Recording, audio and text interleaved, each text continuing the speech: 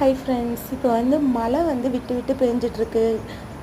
மாலை நேரங்களில் மழை பெஞ்சிட்ருக்கு. கிளைமேட் வந்து மாறி இருக்கிறதால இந்த கிளைமேட்டில் வந்து நம்ம வந்து நல்லா யூஸ் பண்ணிக்க முடியும். வளராத மல்லிகை செடிகளை வளர வைக்க இந்த டைமை வந்து யூஸ் பண்ணிக்கோங்க. அதாவது இந்த டைமில் வந்து வேர் வளர்ச்சி வந்து நல்லா இருக்கும். செடிக்கு வந்து நம்ம பதியம் போடுற மாதிரி இருந்தால் இந்த டைமில் வந்து பதியமெல்லாம் நம்ம வந்து போடும் பொழுது நல்ல ஒரு ரிசல்ட் வந்து கிடைக்கும். 100% அதில் ரிசல்ட் கிடைக்கும். பாருங்கள், இந்த மாதிரி நம்ம வந்து பதியம் வந்து போட்டுக்கலாம். இங்கே நான் கல் வச்சு நான் பதியம் போட்டிருக்கேன் பாருங்கள்.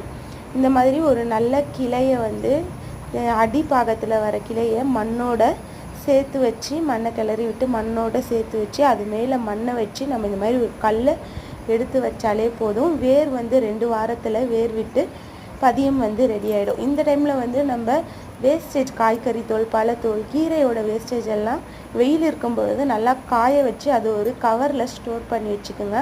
அதை வந்து இப்போ மண்ணை கிளறி விட்டு அடி உரமாக கொடுத்துட்டே வந்தீங்கன்னா செடியோட வளர்ச்சி வந்து